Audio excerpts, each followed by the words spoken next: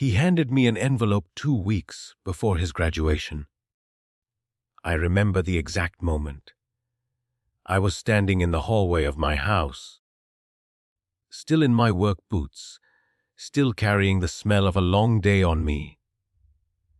He'd driven over unannounced, which was unusual. Marcus wasn't the type to just show up anymore. College had changed that. He had a schedule now. A calendar full of things that didn't include me. So when he appeared at my door that evening, I felt something lift in my chest. I thought, maybe he came to talk. Maybe he wanted to go grab dinner, the way we used to when he was younger. Maybe some part of the boy I raised had found his way back to me. He didn't come in.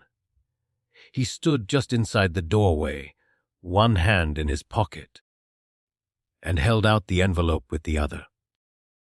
Casual, like he was handing me a piece of mail he'd accidentally received at his address.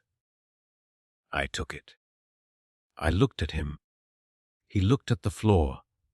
He said, "Just read it when you get a chance, Dad." Then he turned around and left. I stood there for a second, listening to his car pull out of the driveway. Something about the way he said it, the flatness in his voice, the way he couldn't hold eye contact, told me this wasn't a thank you card. But I wasn't ready to know that yet. So I set the envelope on the kitchen counter and made myself a cup of coffee first. I sat down. I took a few slow sips. I think I already knew, somewhere underneath everything, that I needed a moment of calm before whatever came next. Then I opened it. Inside was a single printed page, clean white paper, typed out neatly. It took me a second to understand what I was looking at. It was a seating chart, a layout for the graduation ceremony. Tables labeled, seats assigned, names typed into neat little boxes. I scanned it slowly. His mother was there. Douglas was there. Douglas's parents were listed. A handful of names I recognized as Marcus's friends, and names I didn't recognize at all. My name was not on it. I flipped the page over, thinking maybe I'd missed it. Nothing. I went back to the front and looked again, more carefully, box by box. Still nothing. Then I saw the note, handwritten, at the very bottom of the page, in Marcus's familiar scrawl. He'd always had sloppy handwriting. I used to tease him about it when he was in middle school. It said, "Dad, I have a certain image to maintain. I hope you understand." I read it once. I read it again. I set the paper down on the counter. I didn't throw anything. I didn't call anyone. I just stood very still in that kitchen, in my work boots, with my half-finished cup of coffee going cold beside me, and I tried to locate some feeling I could hold on to. Anger would have been easier. Anger is clean. Anger has direction. But what I felt wasn't anger, not yet. It was something slower and heavier. It was the particular kind of pain that only arrives when someone you love reduces you to a problem they need to manage. A certain image to maintain. I kept turning that sentence over in my mind. I wanted to find a way to read it charitably. Maybe he meant something else. Maybe it was poor word choice. Maybe he was nervous and just wrote the wrong thing. I tried every possible version of that sentence that could make it hurt less. None of them worked. Because the meaning was plain. He was going to walk across that stage, shake a stranger's hand, accept a diploma that my money paid for, and I was supposed to stay home, out of sight. Because I didn't fit the picture he was building of himself. Because the man who crawled under houses and fixed broken pipes and took out a second mortgage so his son could have a future. That man was an embarrassment. I stood in that hallway for a long time. Outside, it was getting dark. A neighbor's dog was barking somewhere down the street. The refrigerator hummed. Everything was completely ordinary. The world had no idea that something had just broken inside this house. That was the last moment I felt like a father. Because in the next moment, something else took over. Something quieter and more determined. The part of me that had spent 27 years solving problems that other people couldn't handle. I picked up that piece of paper. I read the note one final time, and I started thinking. My name is Richard. Richard Paul Calloway. But nobody has called me that since my mother, and she's been gone 11 years now. To everyone else, the guys on the job, my neighbors, the woman at the hardware store who knows my order before I say it. I'm just Rick. Rick the plumber. Rick with the white van. Rick who'll show up at midnight if your basement is flooding and won't charge you double for it. Because that's just not how he was raised. That's who I am. That's who I've always been.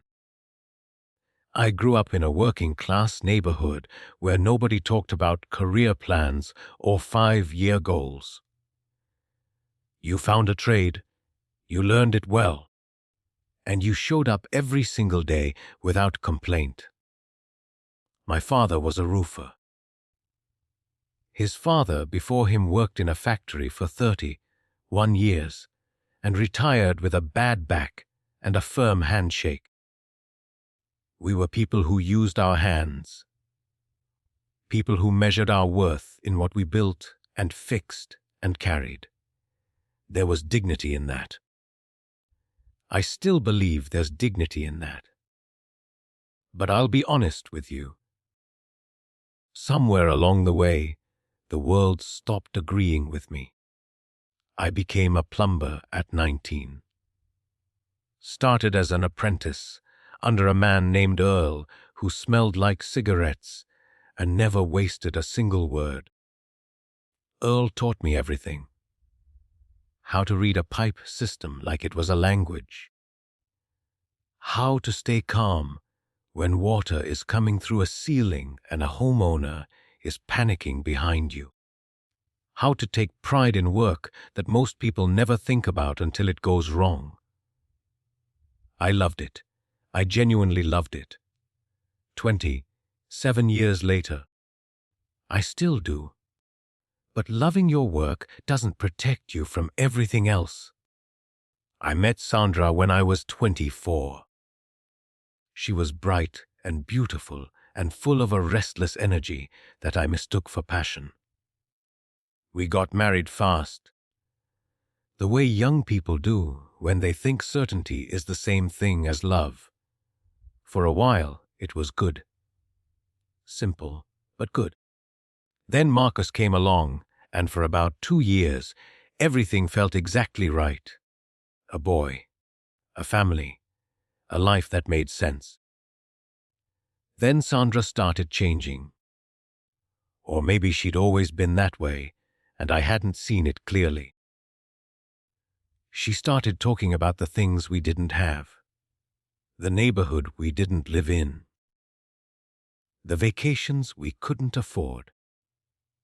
She'd watch certain people with cleaner cars and bigger houses, with this quiet hunger in her eyes that made me uneasy.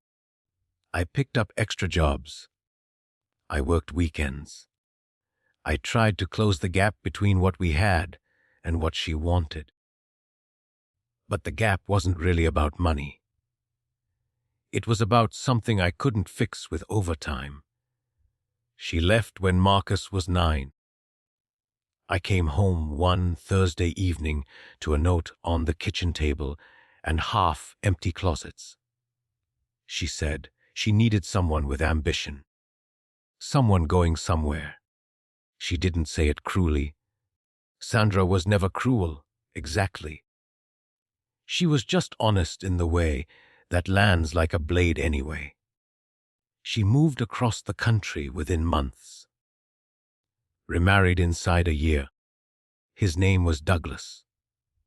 Corporate attorney. Corner office. The kind of man who has a specific person just to manage his calendar. I'm not going to pretend I wasn't hurt by that. I was. But what hurt more was watching Marcus, over the years, slowly absorb Douglas's world like it was oxygen.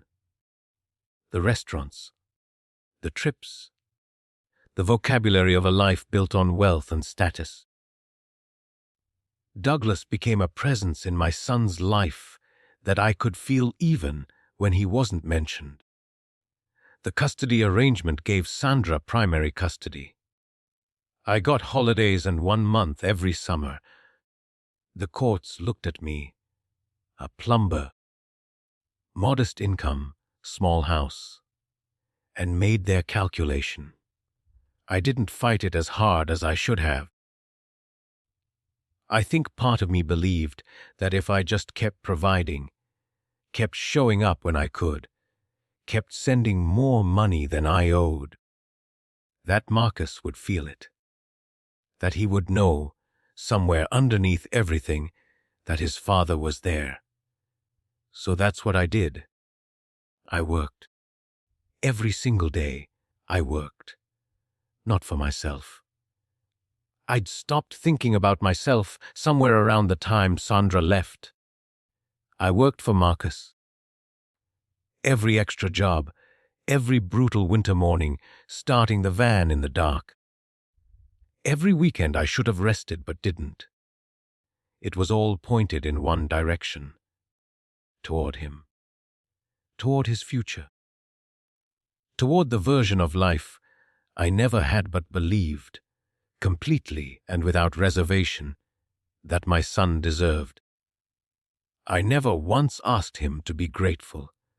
I just assumed that love would be enough to make it understood.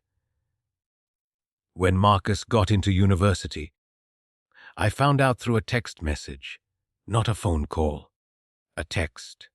3 sentences long, sent at 11:47 on a Tuesday night.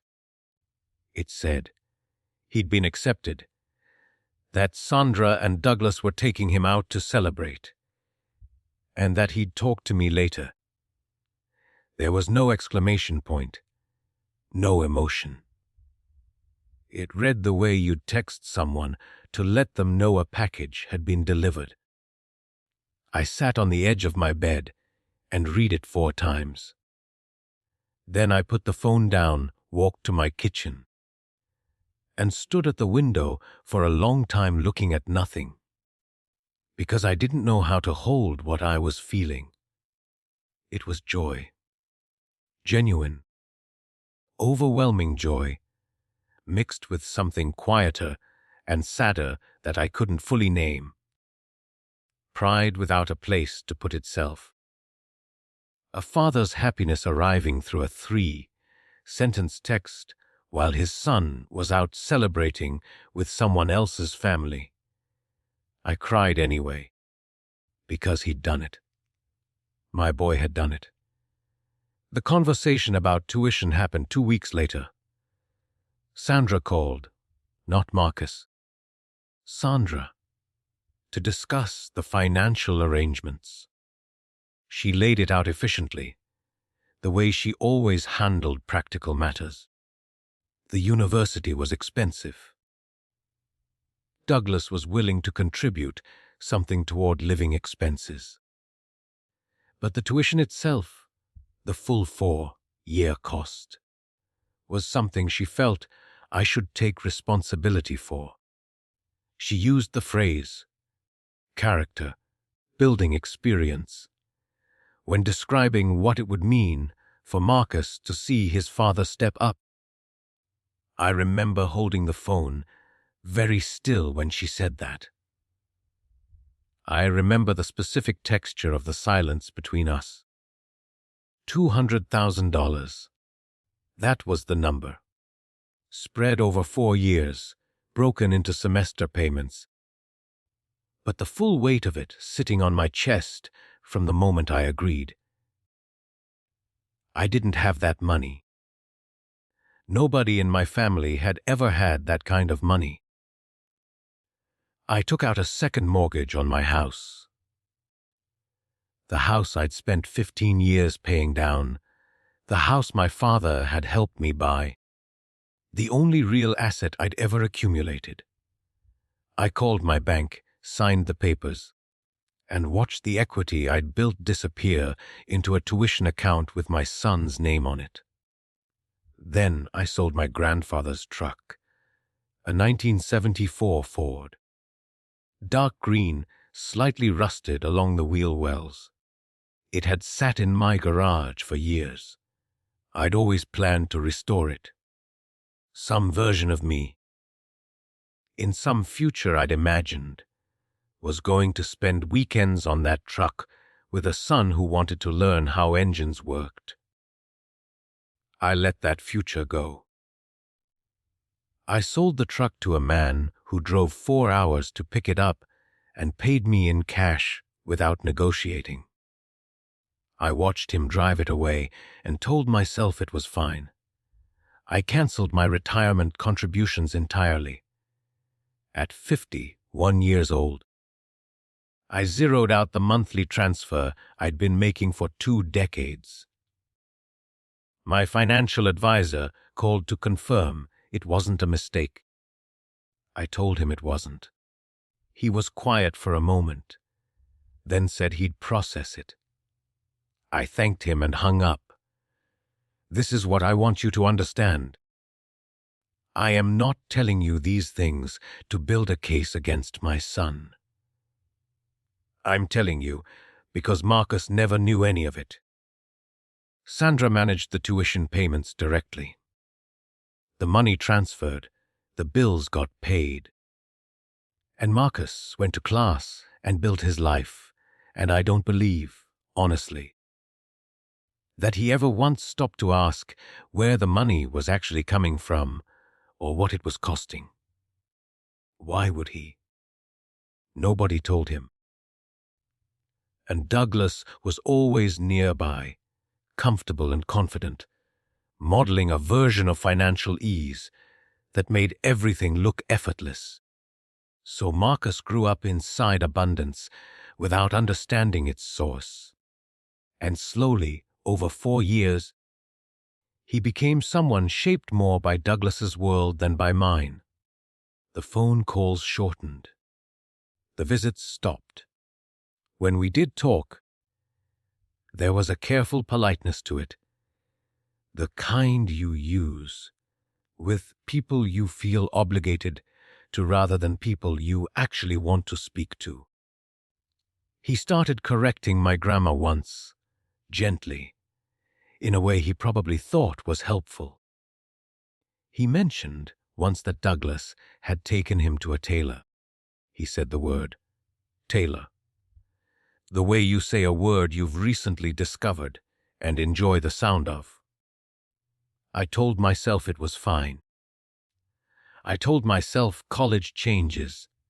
People and distance is hard, and he was young and finding himself, and all the other things a parent tells himself when he doesn't want to see what's directly in front of him. But the envelope ended all of that. The envelope made it impossible to keep pretending. Because you can excuse a short phone call. You can rationalize a missed holiday.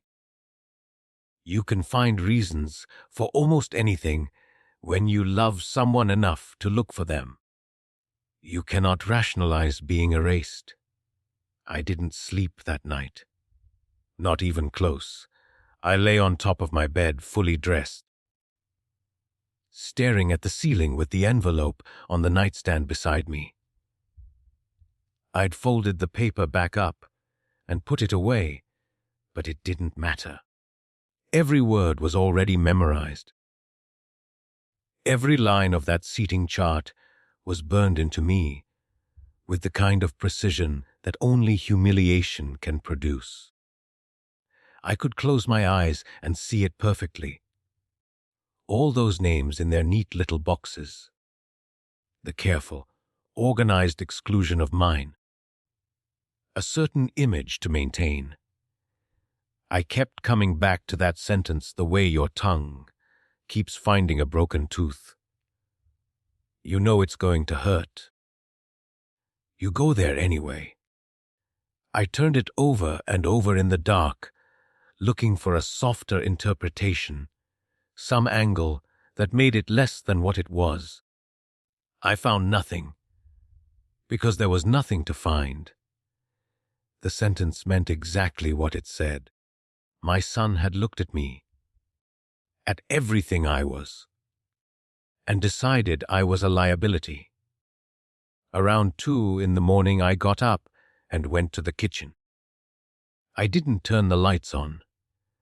I just sat at the table in the dark, the way I used to sit when Marcus was small and had a fever, and I'd stay up through the night listening for him. The table was the same one, same 4 chairs. Same scratch along the left edge from the time Marcus was 7 and dragged a toy truck across it. I used to mean to fix that scratch. Now I was glad I hadn't. It was the only proof left in this house that a child had once lived here and been careless and happy.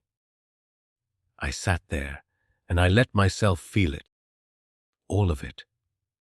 I didn't try to manage it or push it aside or reframe it into something more bearable.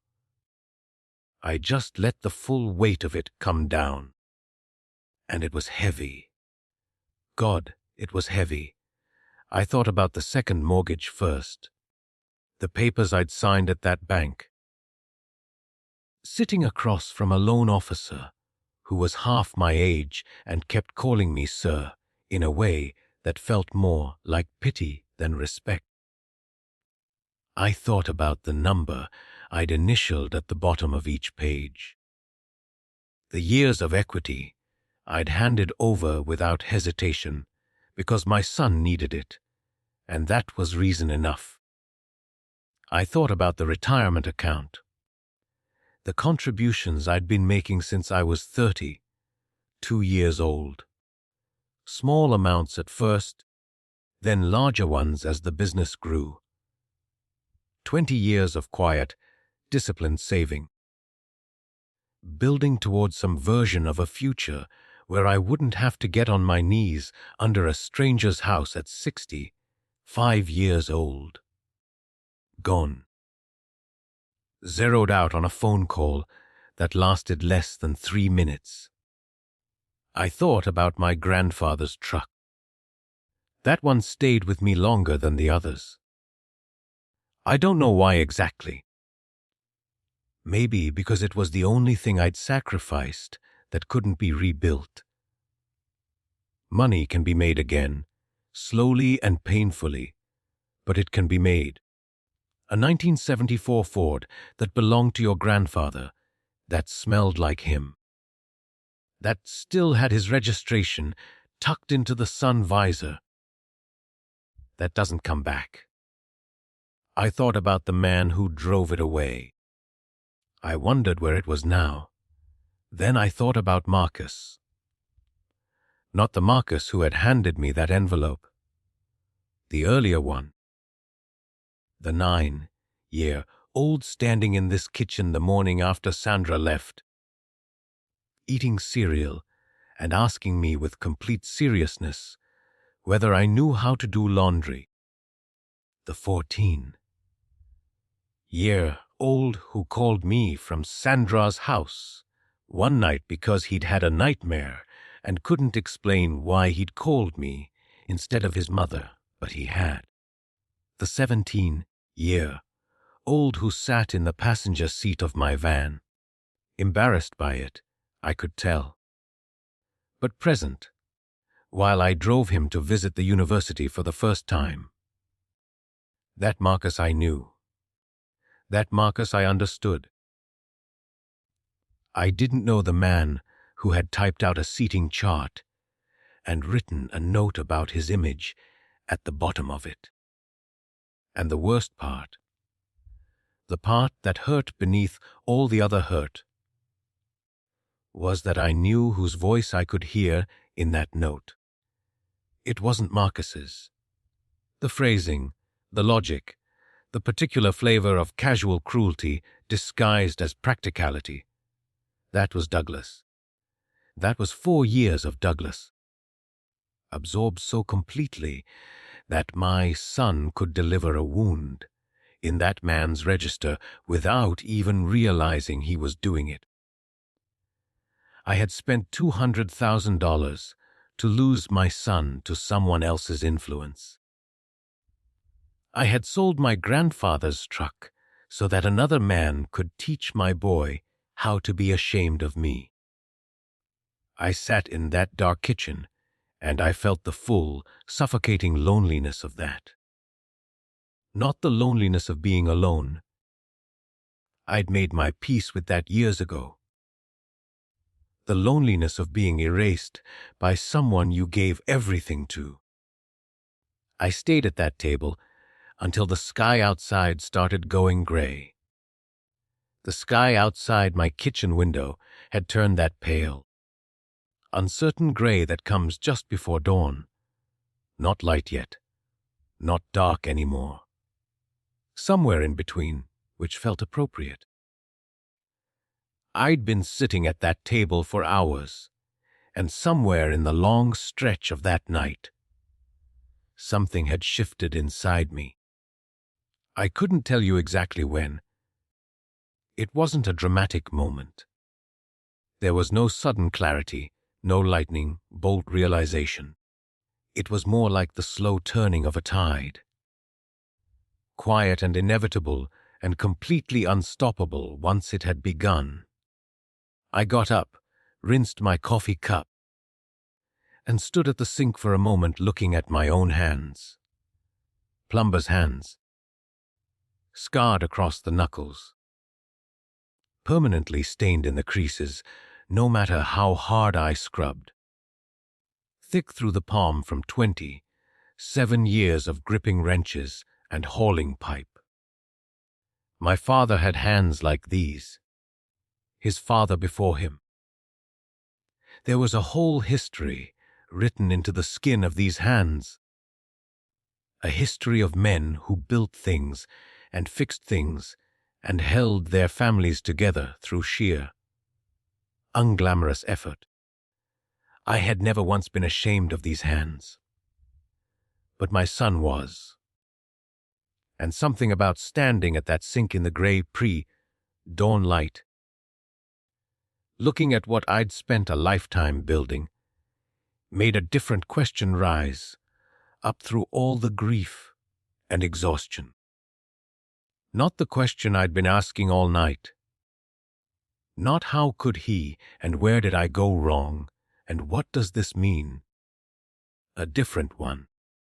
A quieter one. What are you going to do about it? I dried my hands. I walked to the counter where the envelope still sat. I picked it up. Not to read it again, but just to hold it. To feel the physical reality of it. This was not a misunderstanding. This was not a moment that could be smoothed over with a phone call and an awkward apology. This was a decision my son had made deliberately, in writing, and delivered to my door in person. He had looked at everything I was, and everything I had done, and concluded that I was something to be managed and minimized. I thought about what happens when you let that go unanswered. I thought about Marcus, 10 years from now, telling this story to someone.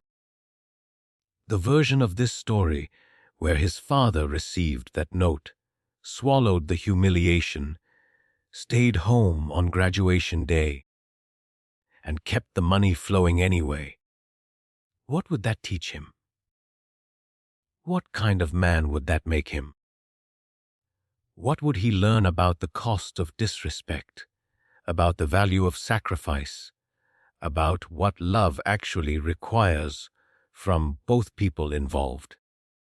Nothing. It would teach him nothing. And that was the moment. That was where the tide finished turning. Because I realized that the most damaging thing I could do, not to myself, but to my son, was to absorb this quietly, to protect him from the consequence of his own choice. I had spent 20 years protecting Marcus from difficulty, from absence, from financial hardship, from the full weight of what it meant to build a life from nothing. I had cushioned every hard edge. I had filled every gap. I had made sacrifice so invisible that it had become to him simply the natural order of things. Of course the tuition was paid. Of course the money was there. Of course Dad would handle it. I had loved him in a way that made me disappear. At 3 a.m, I picked up my phone and called Patricia, my attorney from the divorce years ago, a sharp, no-nonsense woman who had navigated the worst period of my life with a calm efficiency I'd always admired. I knew she'd be asleep. I called anyway. She picked up on the 4th ring, groggy and unimpressed. I apologized for the hour. Then I explained everything. The tuition arrangement, the loans, the payments already made, the final semester still outstanding. I told her about the envelope. I read her the note. There was a long silence on her end when I finished. Then she asked me one question. Just one. Whether anything was legally binding. Whether Marcus and I had signed any formal agreement, any contract, any documented arrangement that obligated me to continue. I thought about it. The handshakes, the phone calls, the transfers made on trust, on love, on the bedrock assumption that a father's sacrifice would be honored simply because it was a father's sacrifice. We had signed nothing. Patricia said 3 words that landed in that silent kitchen like something solid hitting a hard floor. You can stop. 2 words, technically, but the third was implied, and I heard it clearly. You can stop, Rick, and maybe you should. I stood there, holding the phone long after she'd said goodnight. The kitchen was completely still. Outside, the first birds had started. The sky was getting lighter. A new day arriving, whether I was ready for it or not. I set the phone down on the counter, next to the envelope. I looked at both of them for a long moment. Then I made my decision.